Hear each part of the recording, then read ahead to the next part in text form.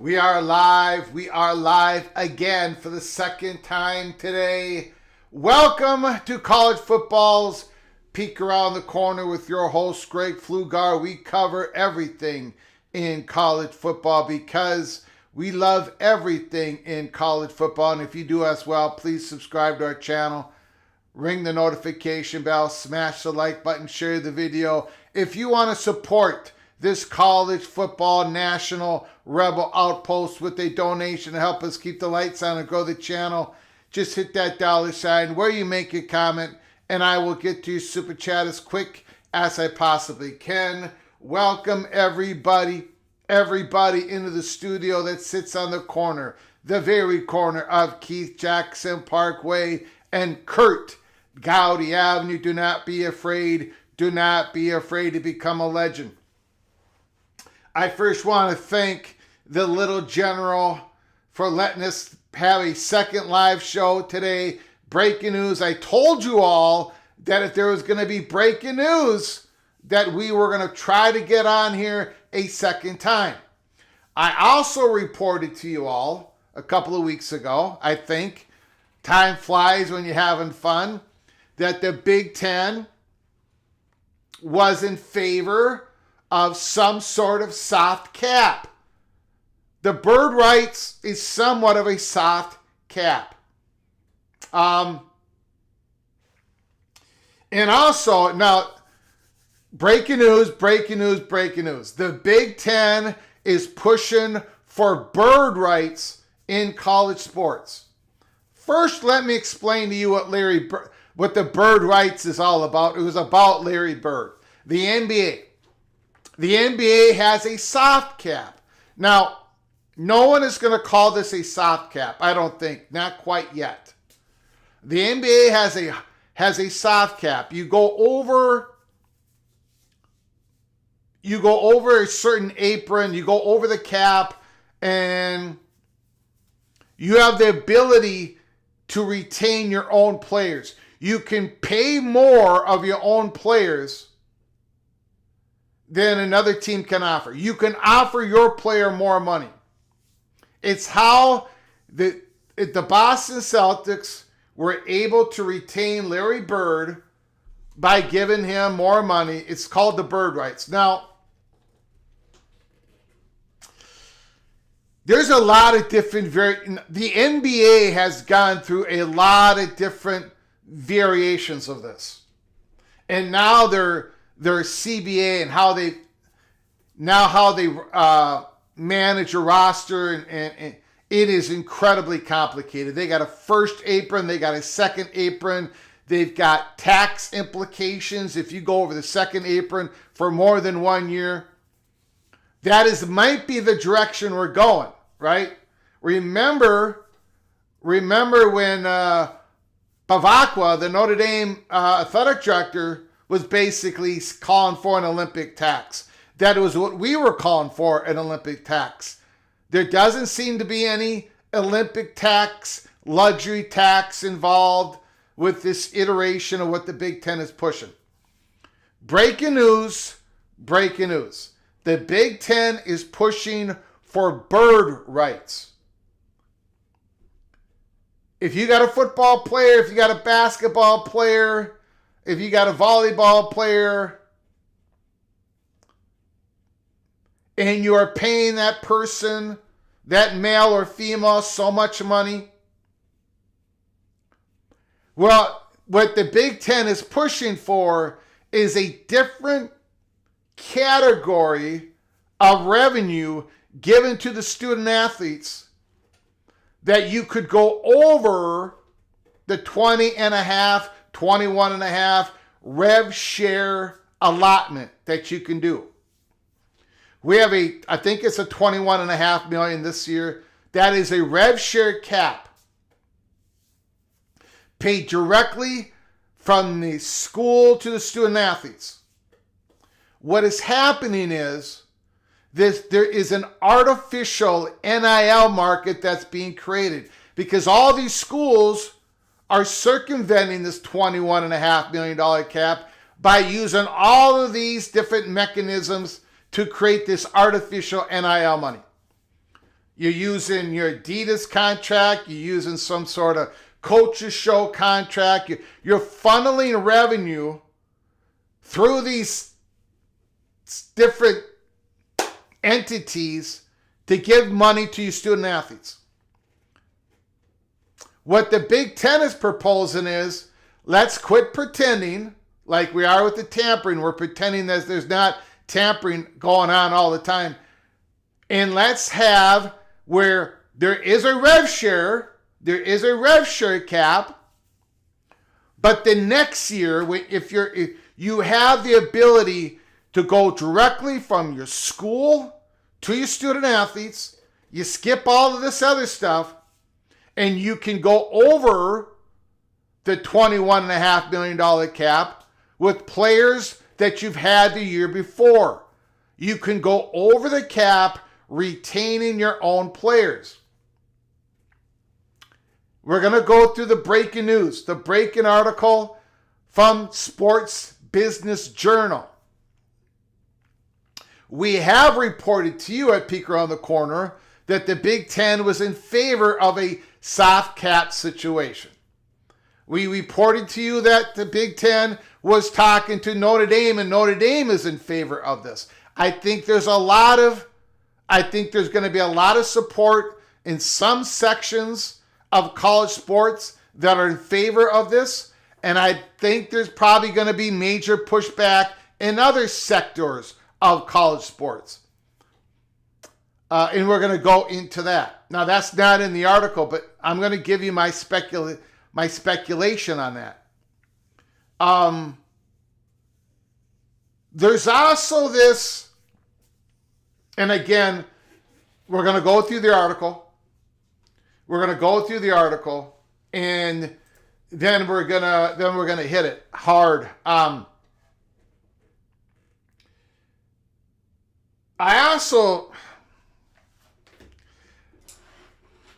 don't even know if I should say this. I think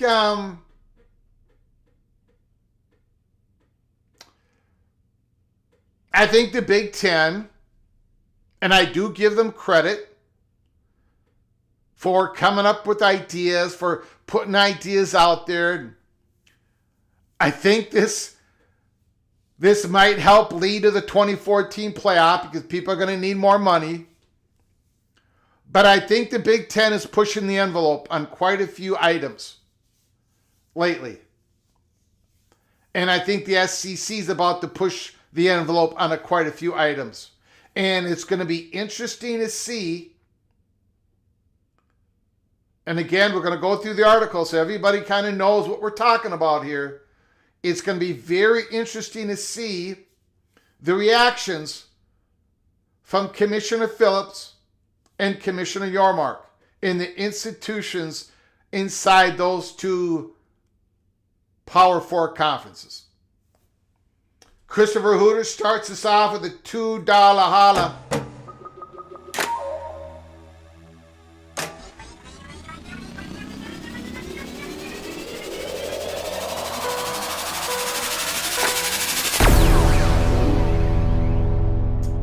Christopher Hooter, Peter, Family Guy, the bird is the word. Thank you for your generosity, Christopher Hooter. Very much appreciate it. I never watched an episode of The Family Guy, so I'm going to have to let you run with it. Never watched one episode of The Family Guy. Okay, let's get to the article. Again, super chat, supersede other comments. Where hopefully we'll have time for some phone calls. Second live show of the day. Breaking news. The Big Ten about to push the idea of bird rights in college sports. Sources. Big Ten pushing new retention provision for revenue sharing cap. Sports Business Journal, Ben Portnoy. Again, ladies and gentlemen, this is breaking news. Breaking news. This just happened. The Big Ten is pushing for a new provision that allows schools to exceed the revenue sharing cap in order to retain players. Your second-year players, your third-year players, your fourth-year players. Not the players you're bringing in. Rev share cap would still be at $21.5 million going up. This is to help retain players. Multiple sources with direct knowledge of the conversation told Sports Business Journal that Big Ten athletic directors and Commissioner Tony Petitti are promoting a carve-out to let schools who have opted into the House settlement to spend beyond the stipulated revenue sharing cap to maintain their rosters. Again, PATC gave you the peek around the corner on this. We told you that the Big Ten was in favor of a soft cap. They're not calling this a soft cap, but that's basically what it is. Without the tax implications yet. The exact machinations of the proposed retention caveat are still to be determined. But the idea would be allow schools to go a certain percentage or a flat rate over the $20.5 million revenue sharing cap, sources said. The hope is the change would operate similarly to how bird rights function in the NBA, allowing teams to exceed the cap in order to resign their own players. Those supporting the initiative imply that, in practice, it would help curb the creative accounting measures in such shuffling of money schools are currently employing to ensure deals get through the College Sports Commission's clearinghouse, along with potentially slowing the persistent player movement plaguing college sports. So you would have a lot of deals when you are retaining your own player. That is money directly from the school to the student athletes that would not have to go through the clearinghouse. As long as all that money is below whatever number that flat fee, whatever they're going to call it, above the regular rev share cap. So there's going to be a lot of deals that are not going to have to go through that clearinghouse. Basically, your deals with your first-time players, first-year players, those NIL deals, a lot of that is going to have to go through the clearinghouse. The idea has had limited conversation among the Power 4 commissioners. Such a change would also likely necessitate input from plaintiffs' counsel in the House settlement, given it would be a direct change to the way in which the cap functions. And we're going to go more into that. We are going to go more into that. Spokespeople for the Big Ten and College Sports Commission declined to comment when reached by Sports Business Journal on Wednesday. The Big Ten favored an idea that sources suggest would provide increased transparency around where funds are being diverted from and help curb transfers comes amid dramatically rising roster construction costs in football and men's basketball in particular.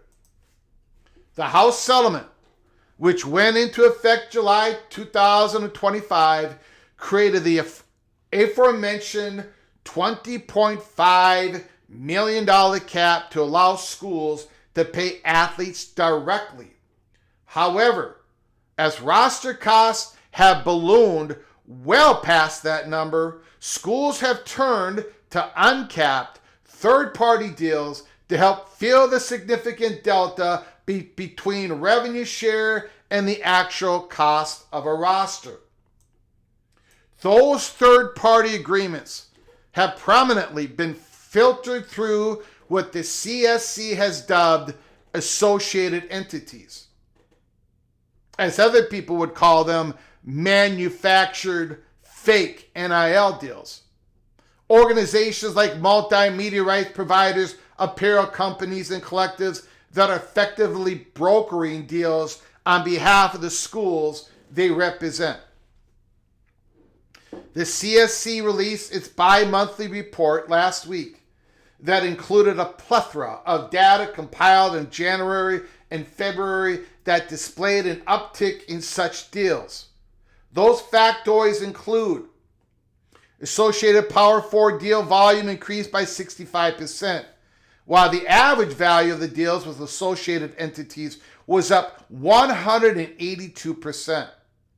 Associated Power 4 deals represented 79% of the total deal value of those submitted by schools in January and February, up 56% in November and December. Power 4 football deals were responsible for 81% of the total deal value and 48% of the total deal volume of Power 4 associated deals during that span. The Big Ten's push for this new measure, which has gone on for as long as a year, is believed to be widely supported by the league's athletic directors and coaches. This push has been going on for as long as a year. PATC learned about it a couple of weeks ago. We reported to you. We called it a soft cap at the time. That said, the proposal remains in its infancy, and implementation would almost certainly need support from the SEC, along with the Big 12 and ACC, among others.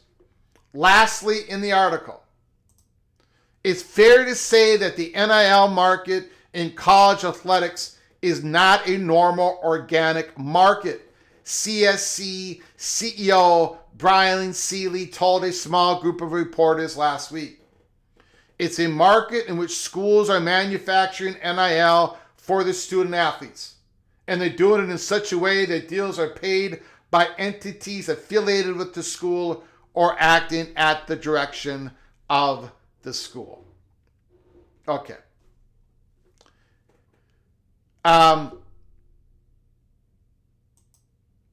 Now, I'm going to talk about the ramifications of all of this.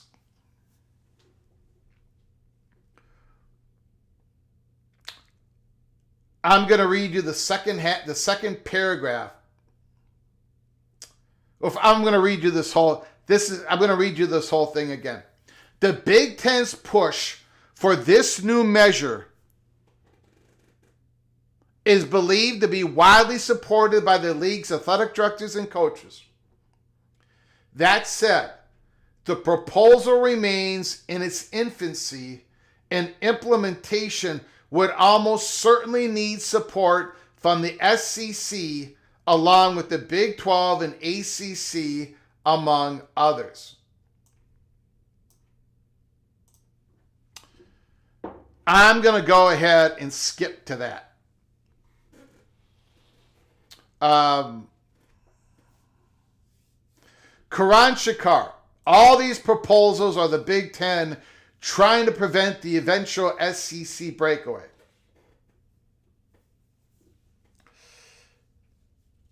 I do believe that we are at critical mass here.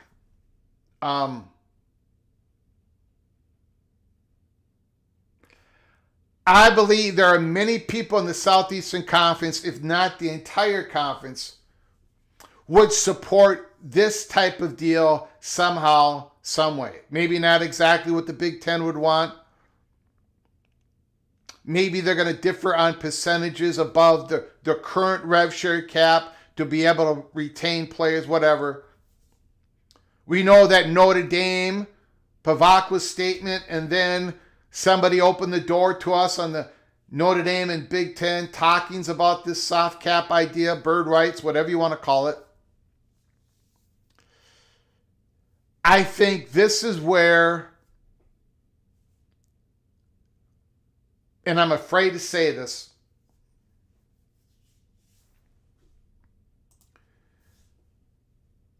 I think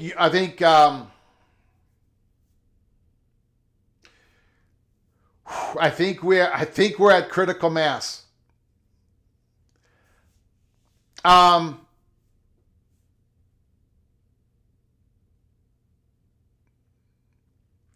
think Yormark and Phillips are going to have to think long and hard on this one.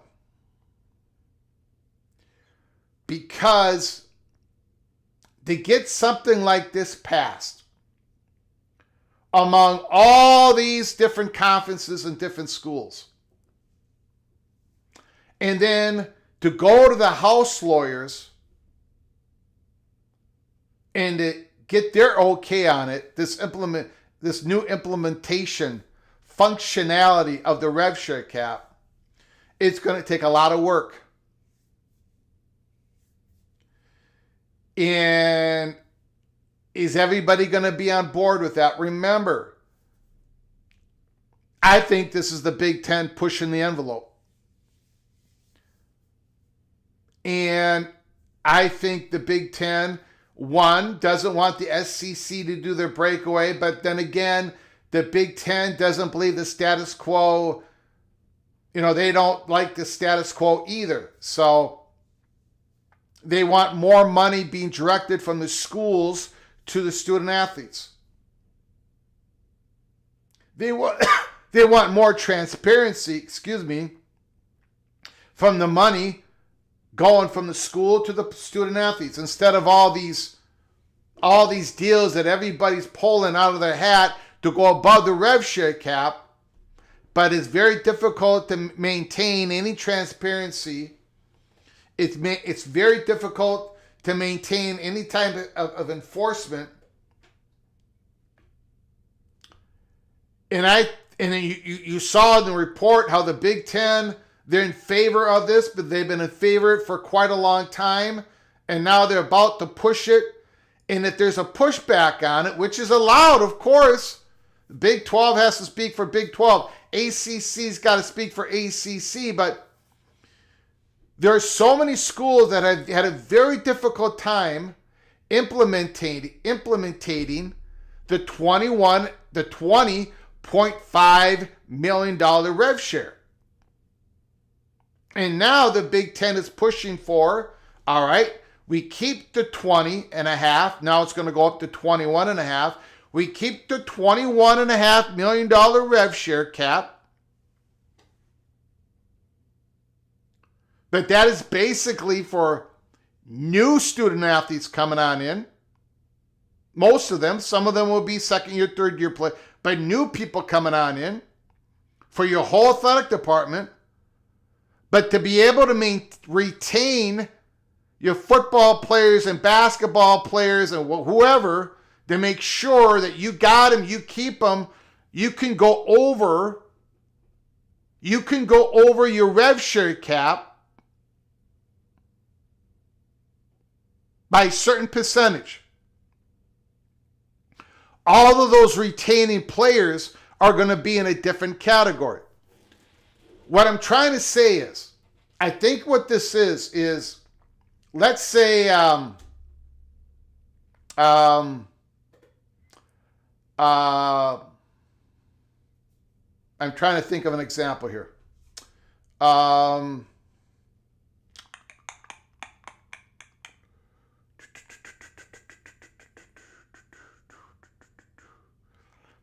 Flint Dog.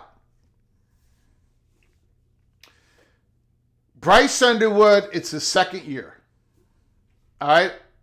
Bryce Underwood, second year. Let's say he just goes wild this year. Let's say he has a phenomenal season. He goes to New York City as a Heisman candidate. Okay? Now, Alabama, it doesn't work out at Alabama. Keelan Russell, bust. Austin Mack, bust. Gunnar Stockton is leaving. Georgia's looking for a new quarterback. Alabama's looking for a new quarterback. You've got a host of schools looking to get Bryce Underwood. But part of that package deal to Bryce Underwood would be their NIL money and their rev share money, correct? But the rev share money that, let's say, Alabama is offering Bryce Underwood going into his junior season, that rev share money has to be a part of the total Alabama $21.5 million rev share, or whatever it is in the third year. Let's say it's $22 million. Michigan retaining their own player, Bryce Underwood's rev share number doesn't come from that $22 million cap. It comes outside of that in a different retaining bird rights rev share money cap. Just an example. So it's going to be more difficult for other schools to grab Bryce Underwood. In this example, they're going to have to come up with NIL money that probably isn't going to pass the clearinghouse. It's going to be way out of the range. This gives the ability, if you got a player, and it's not just Big Ten, SEC, if you got a player in the ACC, you got to play in the Big 12, that becomes his superstar, you can now get them more rev share money directly from the school to the player, while the other schools outside of you are going to have to they're going to have to get a package together that is going to be mostly NIL money because they have a more limited rev share cap number to get that guy. Hopefully that explains everything. or partially. Now,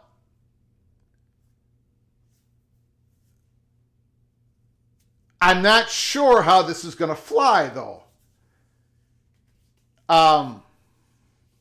Because no matter what, that money's got to come from somewhere. I'll use Minnesota as an example, because I don't want to offend anybody. Again, Minnesota, $21.5 million rev share. But if they have the bird rights, they have the ability to keep Drake Lindsay for another year. A little bit better ability to keep Drake Lindsay for his junior season. An example. But, Minnesota doesn't. They still might lose Drake Lindsay because there are other Big Ten schools in SEC that are going to be able to get a bigger NIL package for Drake Lindsay. But Minnesota is going to have a much more bigger fighting chance to keep him. However, Minnesota's going to have to come up with that money for that direct school from the athlete payment. So it's the bird rights, giving bird rights to everybody, it does favor the schools that have more money. Of course it does. It is going to help schools that have less money it's going to make it more difficult for the bigger programs to grab a player of a smaller program, because the smaller programs are going to have the bird rights. They're still going to have to come up with the money. So you can see it either way. But I'm wondering how the ACC and the Big 12 are going to think of this. Also, and this really gets, and the other guy, Gax, thank you so much for your super chat. I'm going to get to that in a second. I just want to get this out of my head, and then I'm going to return to it. But this also plays in the backdrop of what's all that is going on with the SCORE Act. Trying to get that compromise, trying to thread the needle. I don't know if this really helps. I think it hurts.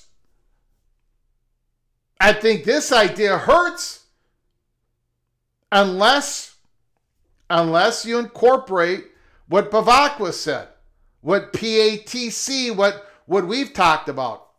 If you can spend more, go ahead and spend more on the student athletes. We applaud you. Spend more on your football players, your revenue makers. Go ahead. More direct payments from the school to the players. Beautiful. But if you go over a certain cap, soft cap, some of that money, the percentage of that money gets taxed to go to Olympic sports. That, I think, might help get this codification, get the SCORE Act passed. And I'll leave you with this. I'm going to go to Daniel Gygax's comment in a second.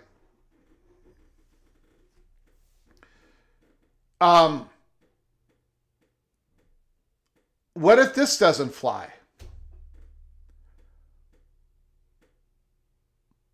What if the ACC and the Big 12 come out and say no? Nah,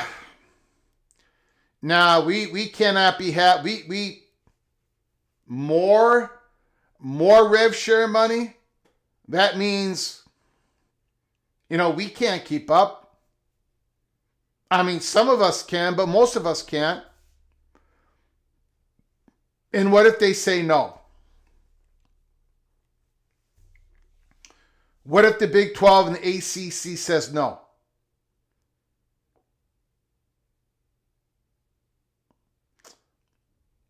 Does the Big Ten start, and I'm just throwing this out there. I know people always say, oh, Greg, he's gaslighting. We're just talking here. You and I just talking. What if the Big Ten uses this bird rights idea and they really want to do it because they got, they want to be able to maintain their players that they're developing. Most of the Big Ten schools have got the money to be able to do a little bit more with the rev share. Same with the SEC. And what if the ACC and the Big 12 says no? Does the Big Ten put that in their back pocket and say, all right, if we do not get the SCORE Act passed, if the SEC goes silo, this is something that the Big Ten would want to implement in their own silo. All of these issues now have a bigger, much larger ramifications than before.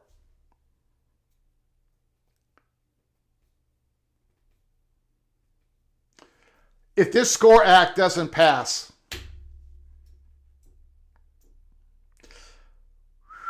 I think the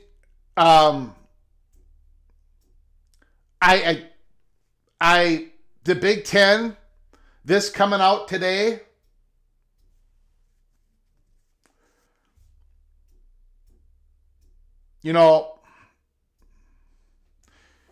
how we got to the rev share number in the first place, how we got to that $20.5 million in the first place was a certain metric, certain buckets of money coming from certain things like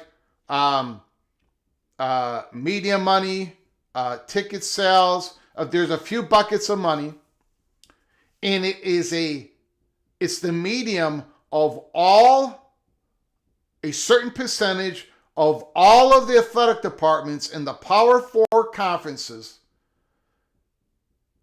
That is where we're getting the $20.5 million. A certain percentage of the revenue of these buckets of streaming of money go. That's how they got to the $20.5 million. So, if it was just the SEC and they used the same metrics, it would not be $20.5 million. It would be like 28, 29, 30 million. Same thing with the Big Ten. And if it was just the Big 12, it would be less than $20.5 million. If it was just the ACC, it would be less than $20.5 million. But you combine it all together and it turned out to be $20.5 million. So now the Big Ten is saying, well, we need to have another bucket of rev share money so we can better retain our players. And I happen to think the SEC is going to be for this in some way or fashion. I don't think the SEC is being caught by surprise on this.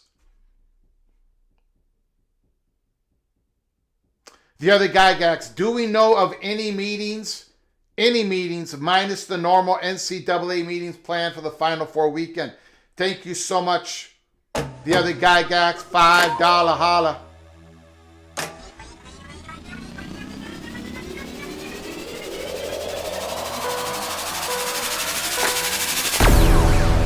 I do not know. I do not know of any meeting. I do not know of any I don't know. I do know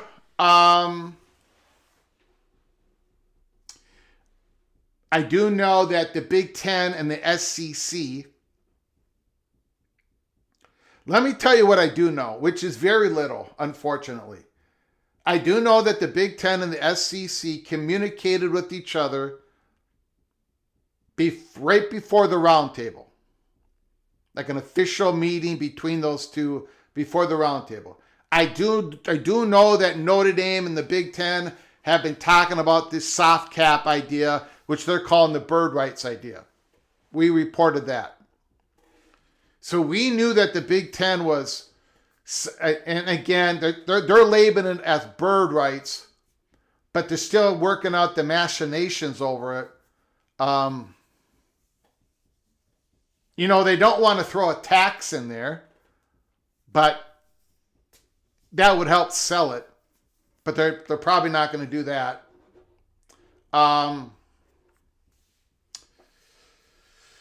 Woo, boy. Thank you, Daniel Gygax. I appreciate it, sir. I do not know of any other meetings. Nope. Christopher Hooter, super chat.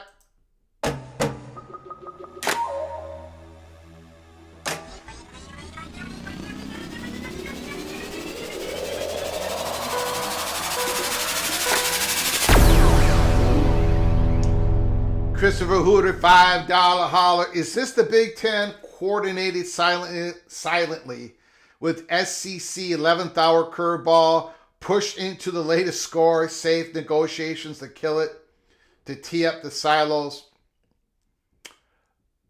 I have not heard that it's coordinated with the SEC.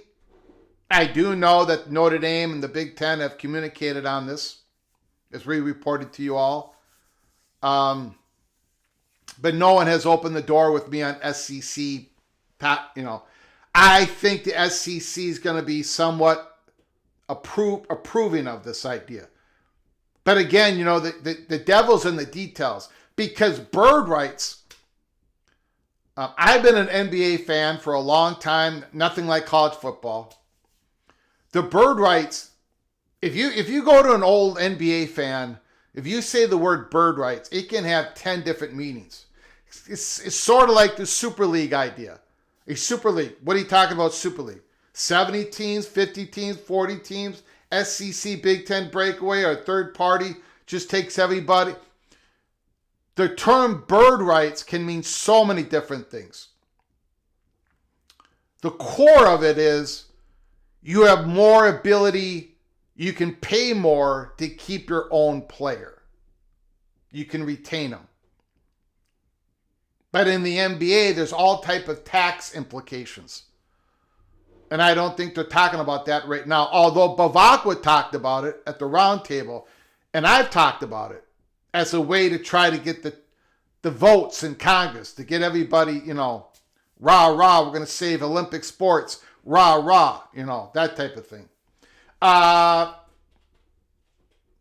the silo thing,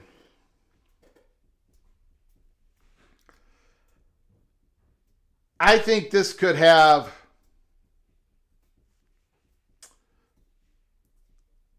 I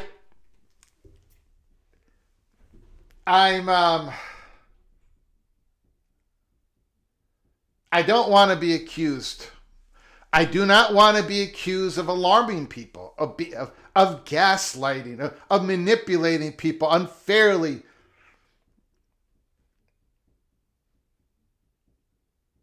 But I also have to tell you what I really think. I think this could really,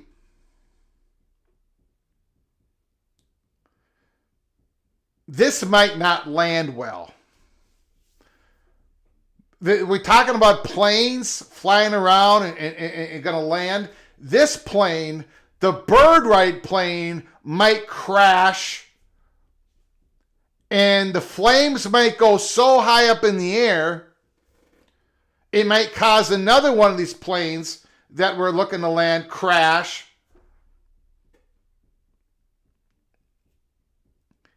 It could push the whole silo thing quicker.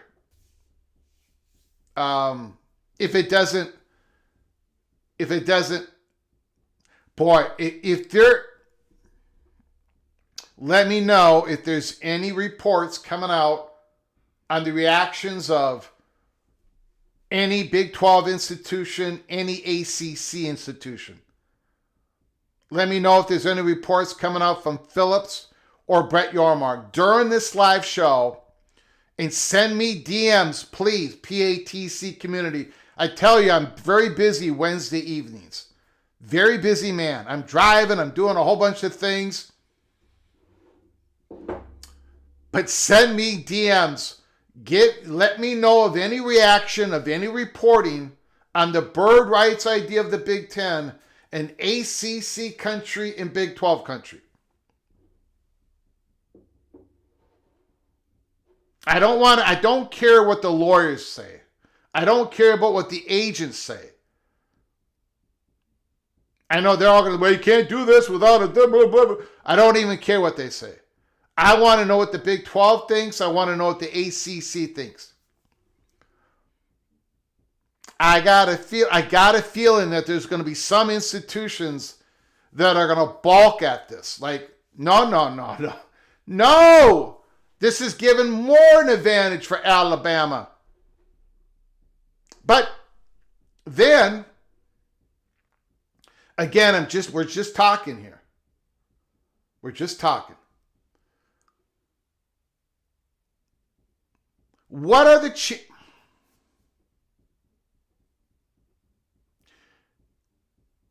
I can make the argument that the bird rights might help out a football program like Iowa State more than it would help Alabama. Because, and this is not a slight at Iowa State, we can use Minnesota as an example. Let's use Minnesota because I don't want any Cyclones mad at me.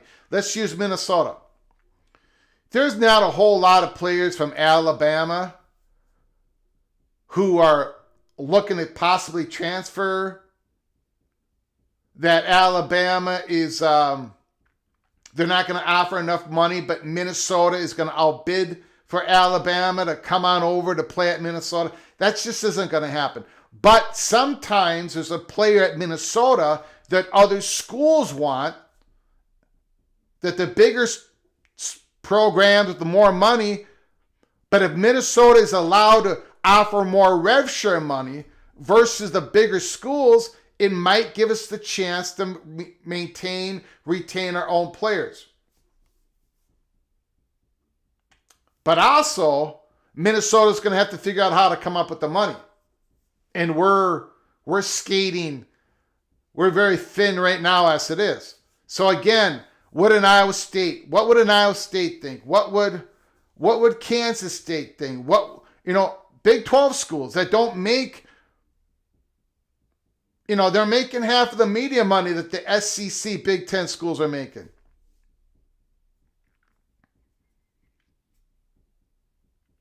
What is the reaction to this?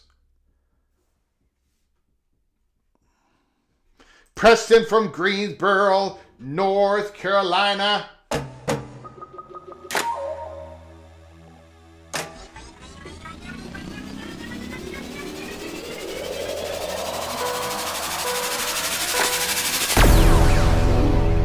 The P2 won't need to break away. If they keep upping revenue sharing, they'll be the only schools to afford competitive teams. Thank you for the $5 holler, Preston from Greensboro. There was already that fear over the rev share cap as it is. Because as the rev share cap number keeps inching up, that number is based upon the metrics of the 4 power conferences, and we know that the Big Ten and the SEC are going to continue to make more money, probably at a little bit of a faster rate than the Big 12 and ACC schools when it comes to the buckets of revenue that are in consideration when figuring out the rev share money. So it was already a concern that rev share money creeping up, that rev share cap number creeping up, would cause more strain with the ACC and Big 12 schools and the bottom third of the Big 10 and the bottom couple of the SEC versus the rest of the Big 10 schools and most of the SEC schools and a couple of programs out there that got the money no matter what, like a BYU, Texas Tech, Miami, and possibly others. But now you bring in the bird rights rev share money that is separate from the original rev share cap money. Now, yes, I think that is a big fear in all of this. Preston from Greensboro, North Carolina, thank you for your generosity. I very much appreciate it, sir. Thank you very much. There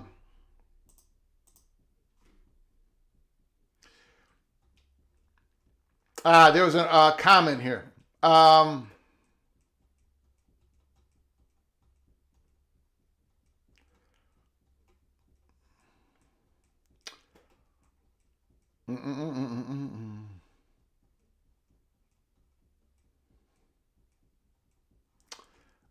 Can't find the comment. All right.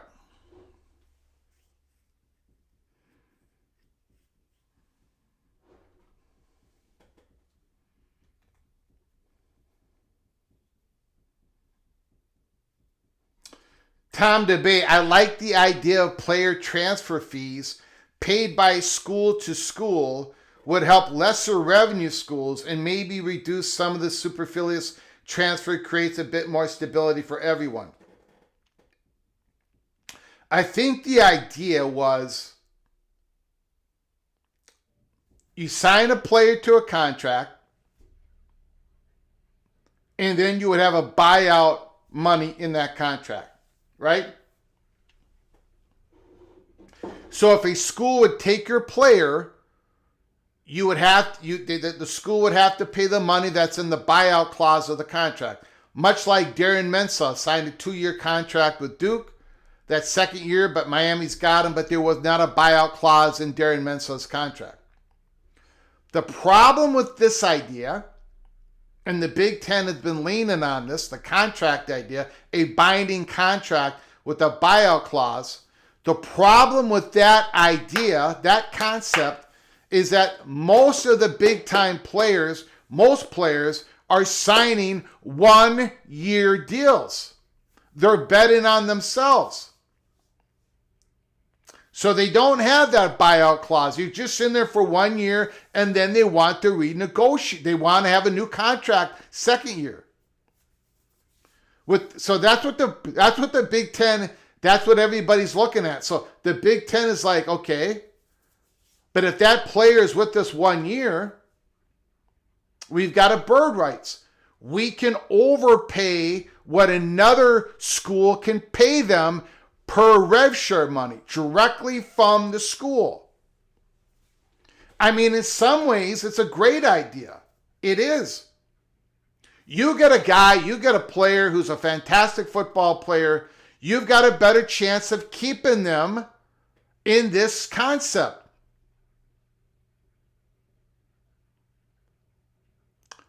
But this programs with the most money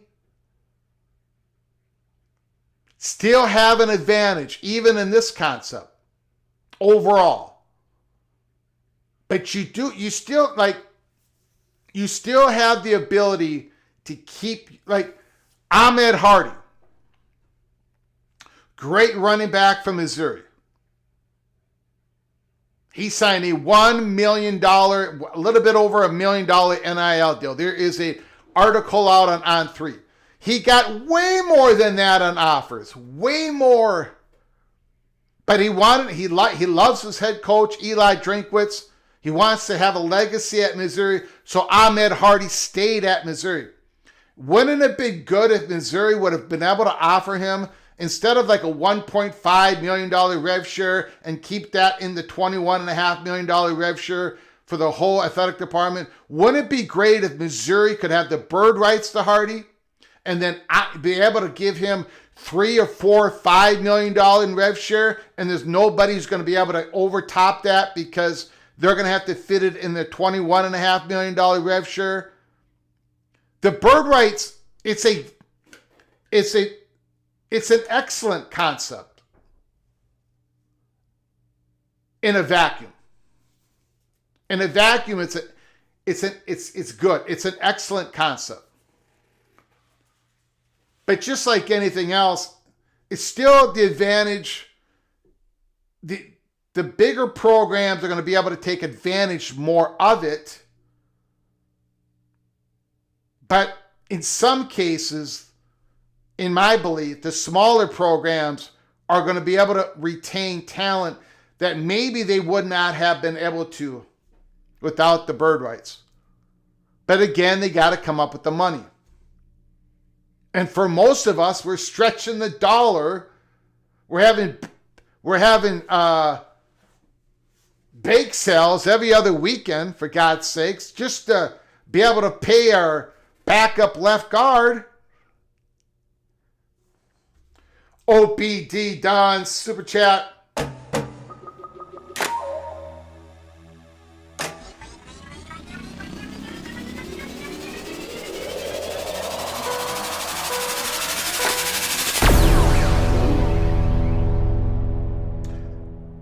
$25 holla. I think we have our first helicopter. Spotted in the air over PATC country.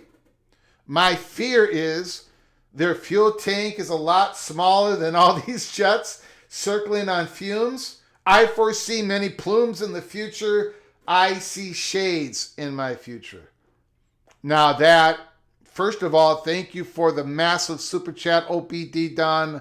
I very much appreciate it. Second of all, I think you nailed it. I don't think this is an airplane. I think this is a helicopter.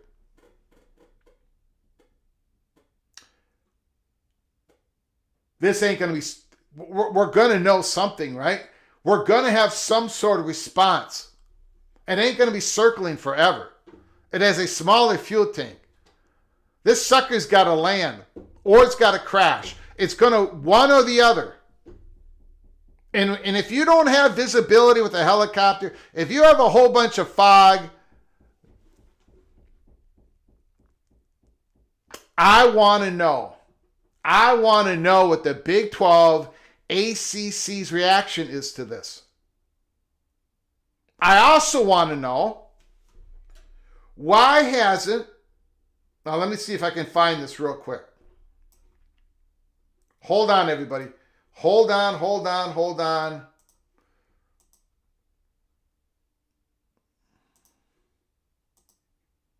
I don't know where it is.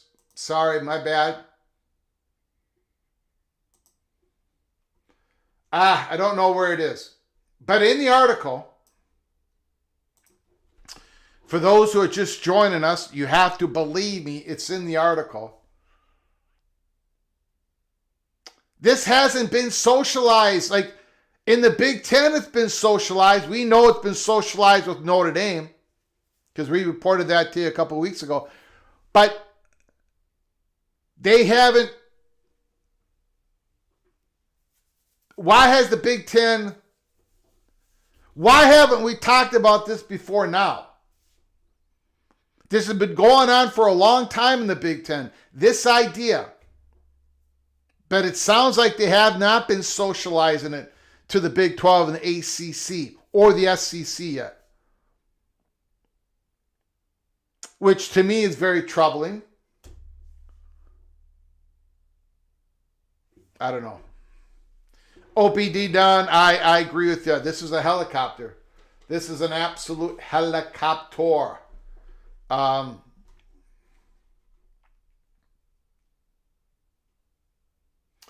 That helicopter might be Greg Schiano's recruiting copter.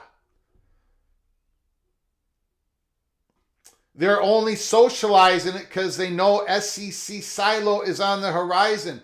DEFCON 1. D5 Terps, one thing you have to love about Tony P is that he's trying to move the sport forward, innovate. Too bad ESPN has 12 ACC and SEC by the balls. Tom DeBay, I like the bird rights as well.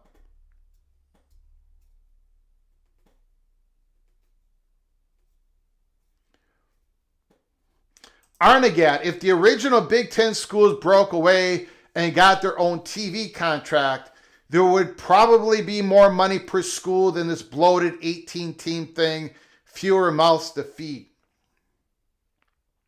It was interesting listening to the Ohio State Buckeye athletic director, Ross Bjork, and at the time, President Ted Carter, when they talked about how much more money, how much more value the Big Ten is because of all the expansion that they have done. And the way they're set up nationally, they're getting way more money because they're in Los Angeles, because they're in Nebraska, because they're in Penn State. So I would have to respectfully disagree with you on that. The Big Ten going nationally in all these different markets, when you have the Ohio State Buckeye president at the time, not the president anymore, and the athletic director is saying, no, we are richer, verbatim, we are a richer conference because of the expansion. So they disagree. This buffoon, Opie, thank you so much for the gifted membership. That was so kind. Thank you, this buffoon. Appreciate it. Appreciate you thanking Opie D. Don.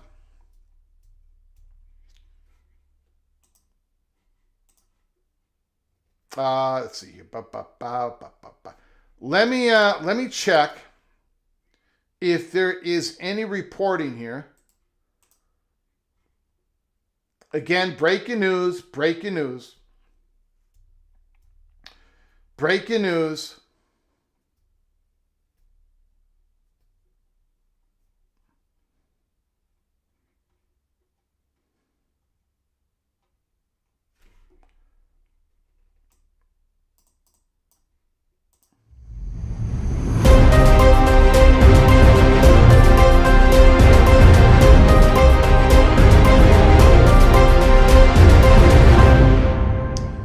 Sports Business Journal exclusive. And we just went through the article here at Peek Around the Corner. If you just joined us, go back to the start of the program. The Big Ten is advocating for a new retention carve-out that would let schools exceed the House settlement $20.5 million revenue sharing cap to keep their own players. A concept sources say mirrors the NBA bird rights. I want to do one more breaking news banner, but it has nothing to do with college football. It has nothing to do with college football. You remember that other 1% thing we talk about, guys? That other 1% thing? We got breaking news on the 1%er. We got breaking news on the 1%er.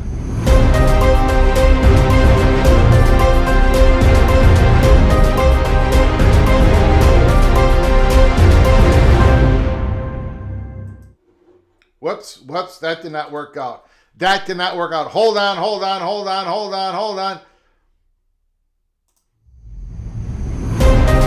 bad.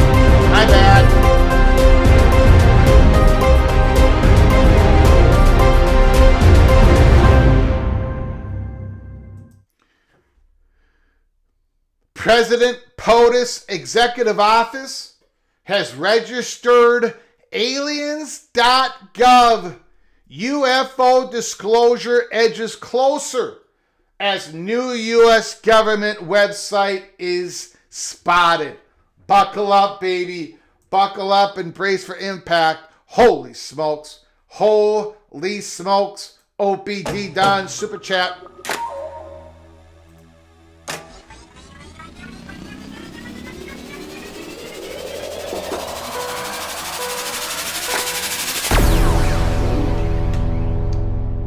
$10 holla from OPD Don. So does only the SEC and the Big Ten have to agree to this?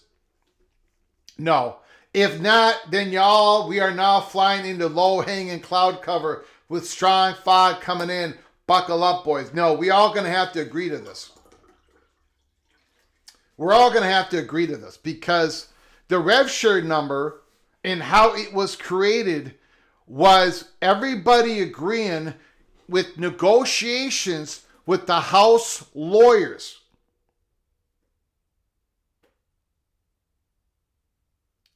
The class action lawsuit.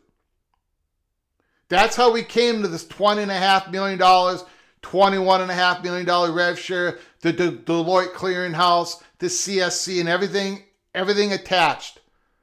So this has got to be the Big 12's got to be for it, the ACC's got to be for it, and then they're part of the class action lawsuit, and then the lawyers and the judge, they're gonna, okay, fine, okay, good for the student athlete, all right, blah blah blah. They probably change it around a little bit. Bam, it's done. The judge agrees to it. It's part of the action. Bam. No, you cannot go this alone, unless you go silo. And that is what I like.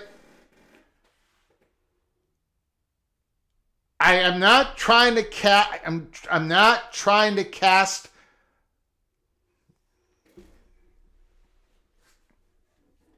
I'm not trying to accuse the Big Ten of anything nefarious here. But this could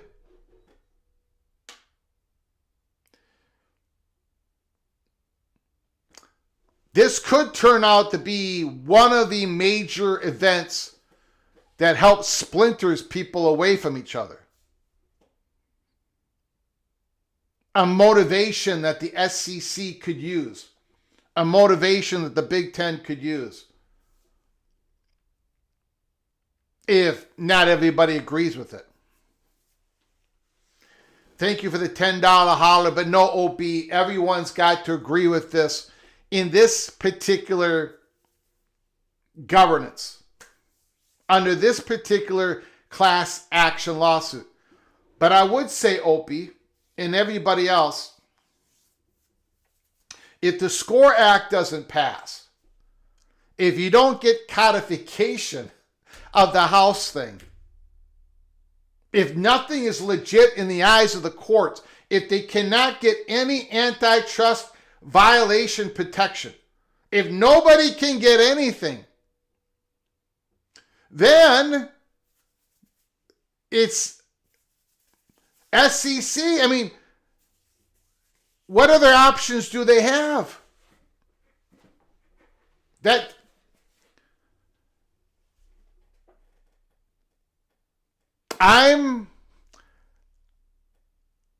So this can happen. This definitely can happen. The Big Ten, let's talk about the SEC, because OP, you are purple and gold. Purple and gold. The SEC, if they like this idea, if they've got, I'm sure they've got this idea already in their pockets, and they've got a different variation of it.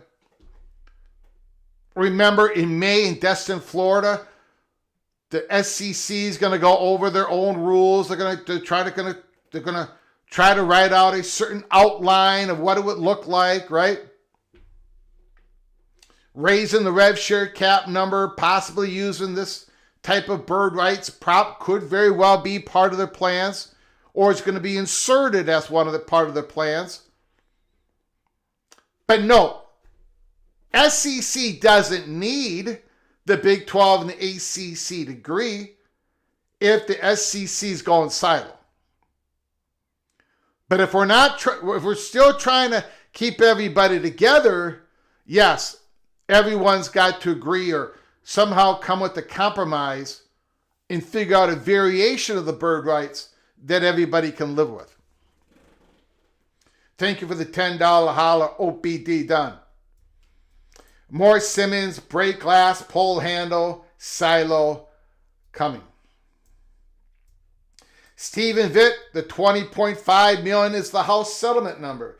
This sounds like we may go into our own silo move.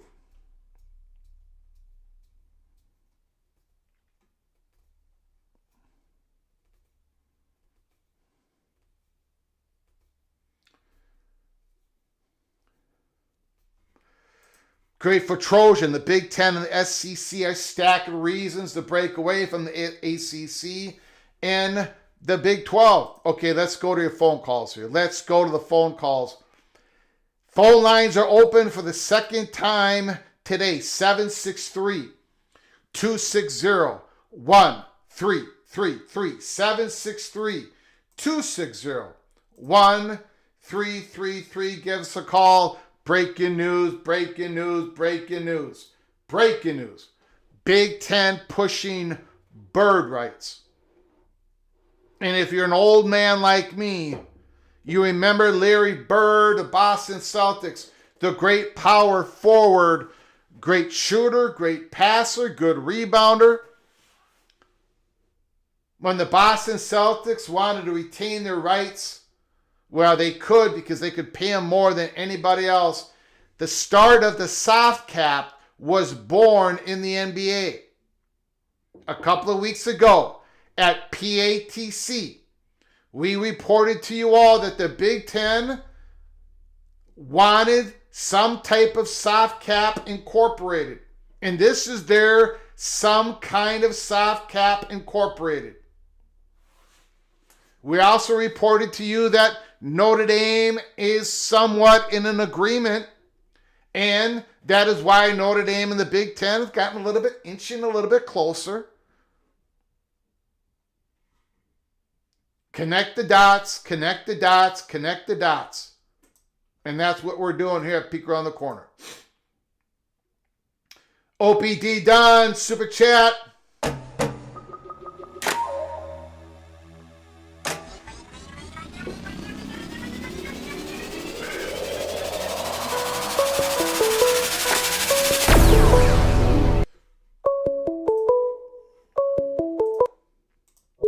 From Studzilla. Studzilla, is that you? It's me. Okay, can you hold on for just 1 second, please? Yeah, absolutely. I appreciate it. We got a super chat from OPD Dunn, $10 holla. Third show tonight is the midnight special entitled Have Aliens Abducted Your Dog or Your Cat Lately? And will we have film at 11 unless it's been abducted too? Well, sir, let me tell you something, my friend. Let me tell you something. That General Haslam, who has not been found yet, we talked about it on the live show. That story is picking up that story is picking up traction all over the place. Buckle up, brace for impact. Thank you for your $10 holler, OBD Don. Studzilla, the floor is yours. Go ahead, sir. Yeah, I just wanted to touch on something you mentioned right before you opened up the lines. You talked about possibly pushing to a silo.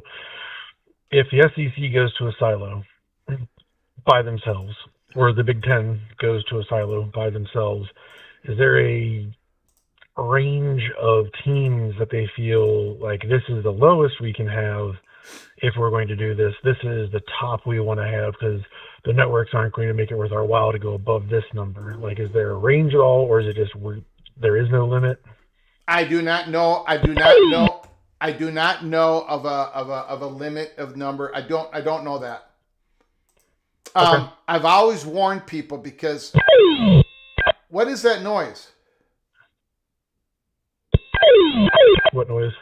That okay, I'm gonna have to okay, all right. I can't have that noise coming through here. I don't know what that is. It sounds like some alien noise, but I can't hold on, everybody. Hold on. Let me I'll get to you. I'll answer that question in a second, Studzilla. Give me a moment. Hold on. I got to clean something up here. Yeah, the noise was a little bit irritating there. Hold on. I think he was playing an alien or something. Give me a moment, everybody.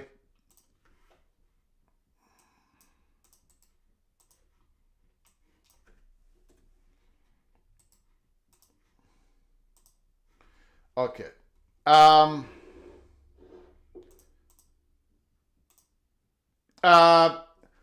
do not know the number. I don't think there is a set number.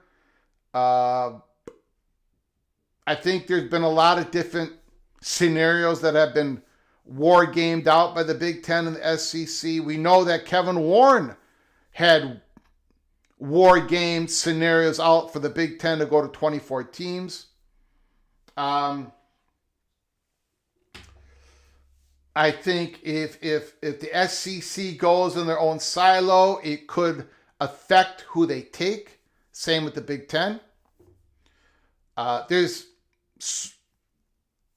is so much that we do not know, and I'm not going to pretend and sit here and go, I know exactly what they're going to look like, because I don't. Nobody that I talk to don't.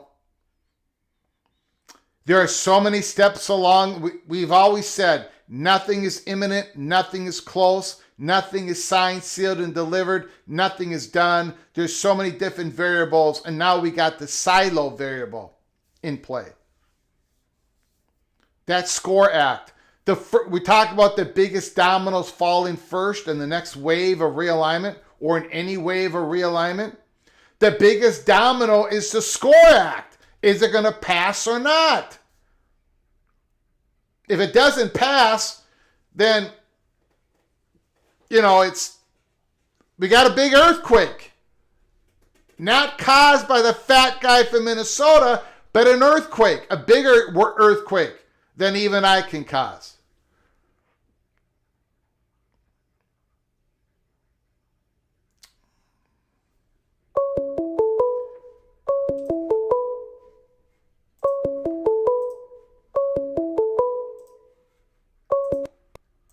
From Patron, how you doing, sir? The floor is yours. I'm doing all right, Greg. Doubleheader on a Wednesday. Yes. Let me know if the aliens attack our phone line or phone conversation. Yes. By the way. Yes. I'll keep it brief. So, Greg, when it comes to this sort of like soft cap, hard cap, no cap, luxury tax type of stuff, this is something that has been sort of percolating or circulating in my mind, that if we ever go to 3 different silos, perhaps each silo is going to have its own cap structure based on sort of the distribution of talent in their leagues and sort of what their goals are.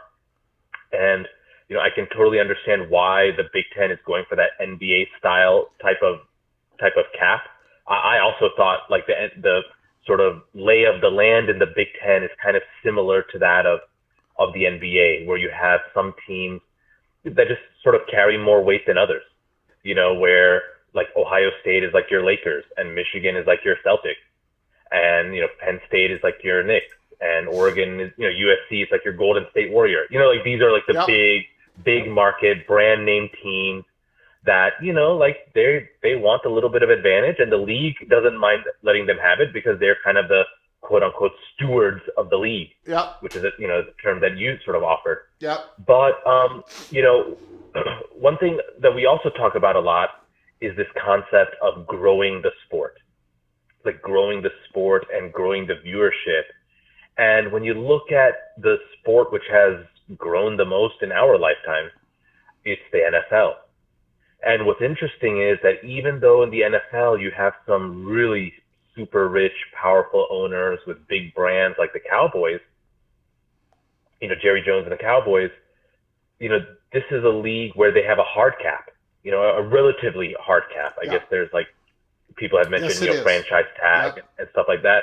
But they have a hard cap, and the hard cap to me has played a pretty significant role in growing the sport as a whole, because people kind of know that, hey, if we tune into Sunday Night Football or Monday Night Football or whatever, we're going to get like 2 pretty good teams that are, have a pretty tight spread playing each other, whether it's the Cowboys versus the Jaguars, or, the Vikings versus the Bears, or, whether you have a big market team like your Giants or Jets versus, a Kansas City, everybody is sort of on that equal playing field. And I know that kind of equal playing field parity mentality doesn't really jive well in college football due to the historic, inequalities between the teams. But, I think at least one of the silos will eventually consider something more like a hard cap, where the mission or the idea is that we want to create a field of more parity, of more like an even playing field in a way, because maybe this will translate into higher viewership down the road, and quote unquote grow the sport and get you more viewership and media bucks. So I can kind of see what they're doing with the soft cap. But I don't know necessarily if this is like, how much this is going to solve the problem. I guess I don't know, but that was just kind of my off the top of my head stream of consciousness spiel. You have a good Wednesday afternoon, my man. You got it. I appreciate it, sir. Great call, yes, Patron. Yeah, I mean,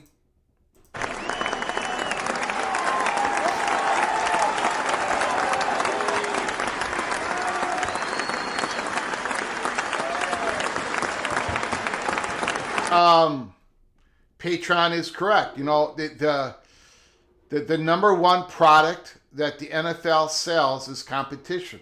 There's no better competition than the NFL. And one of the reasons they have great competition is because of the hard cap. Now, the NFL has an advantage. The NFL has an advantage that I believe college football will never have when it comes to producing the product of competition. The NFL has a draft. College football, I don't think, is ever going to have a draft. I know forever is a very long time. But as long as the student athlete, as long as academics is part of college football, and I think it will stay that way, we'll see what happens, you cannot draft these players. And the NFL draft is one of the reasons why it spurns competition. Same with the NBA draft, although they have a little bit more problems with their draft. NHL draft. It creates a better chance of parity. But in college football, a 5-star player is more likely going to go to Michigan than they're going to go to Purdue. Not a shot against Purdue. Some of the lower Big Ten programs, some of the lower SEC programs, some of the lower Big 12 programs, some of the lower ACC programs do get a 4-star because they want to go to that school for whatever reason. But there are certain schools that are always going to have a bigger margin of error because of the history, location, and all of that. And money. The Dallas Cowboys make way more money than some NFL teams, but they really can't take advantage of that money. The owner makes more money. The money that's going into the owner's bank account is much larger than what's going in some NFL franchises, but they really can't take advantage of that when they're producing talent on the football field.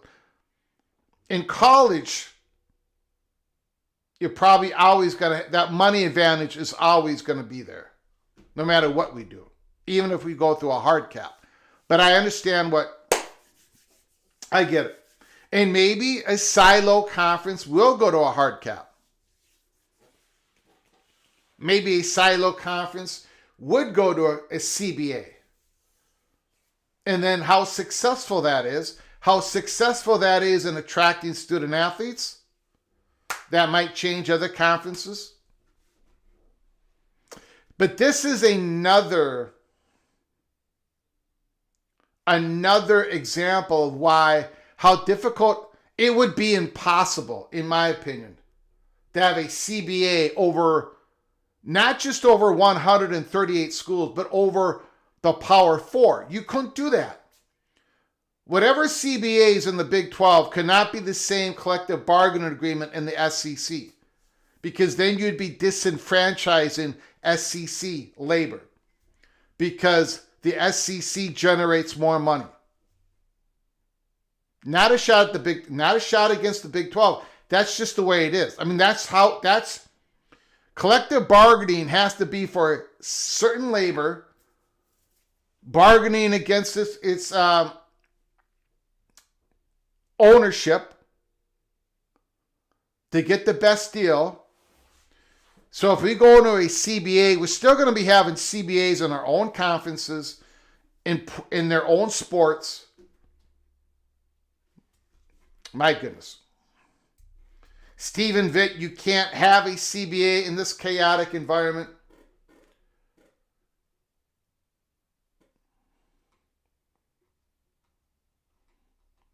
We've got a couple of super chats. Studzilla is super chat. He promises the noise wasn't coming from him.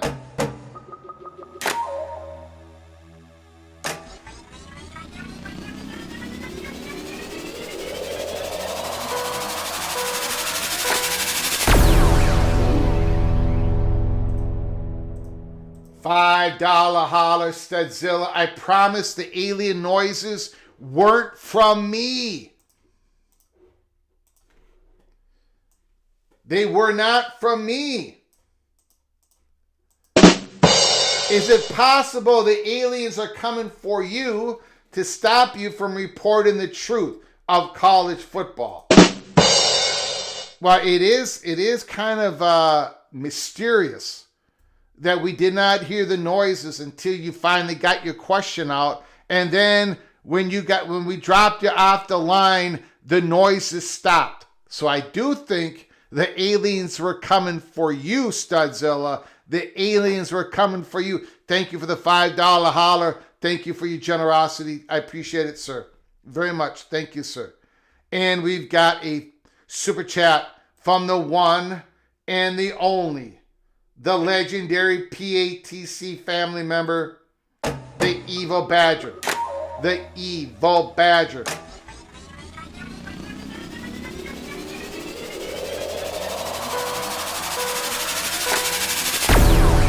How long before the Big Ten captures the pot of gold, aka Notre Dame?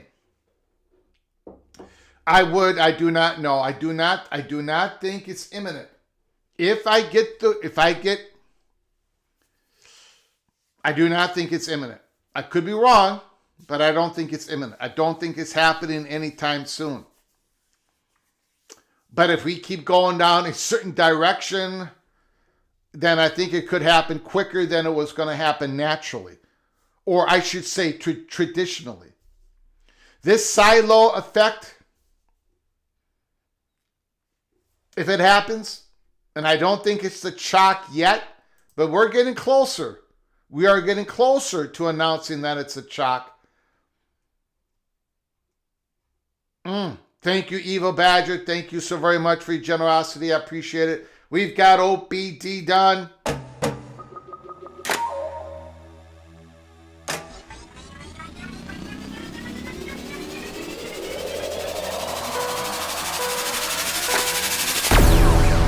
Studzilla, yes, you cannot say PATC without thinking of the X-Files theme song.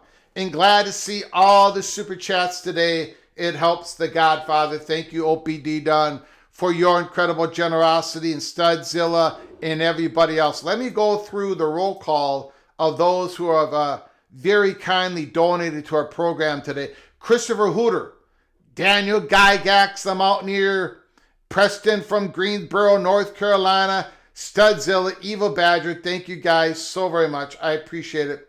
Let me say this. I'm kind of proud of myself, actually, for the maturity, for my growing maturity. Not just my growing belly, but my growing maturity in talking about that 1%, the UAPs. Because there's some stuff going on, guys, I haven't even bothered you with lately. But I'm trying to be mature about it. I'm trying to be professional about it. We'll talk about more of it. But you got a government, you've got aliens.gov, that website possibly being built. You've got the general that is missing who, I'm not going to go any further. I'm not going to go any further. Again, a sign of maturity. Again, breaking news. The Big Ten is pushing Larry Bird rights. The Big Ten is pushing Bird rights. Incredible. Absolutely incredible. Again, we here at PATC reported a couple weeks ago that the Big Ten was in support of a soft cap, and this is their idea of the soft cap. Bird writes, Morris Simmons, the silo is going to bring about the Super League 48.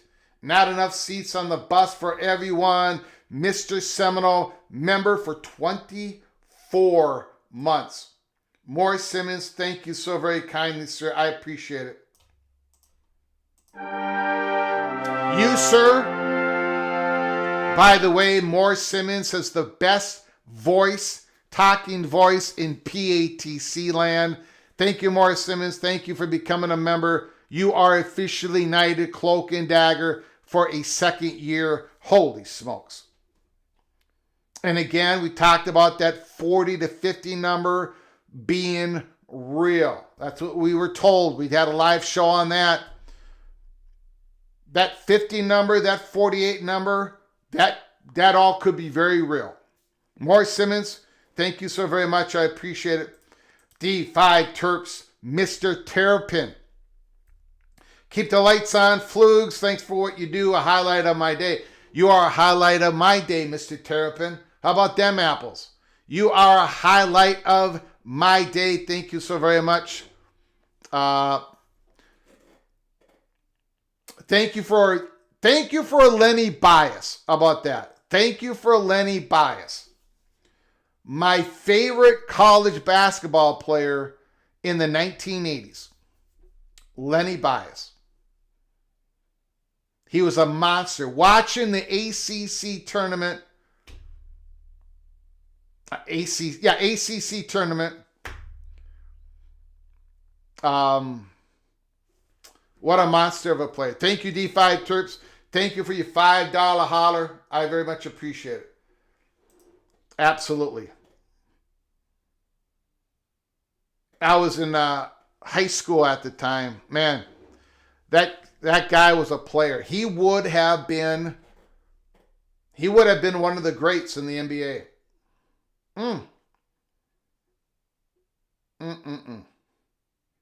All right, guys, so I got to get going here. I got a busy Wednesday night.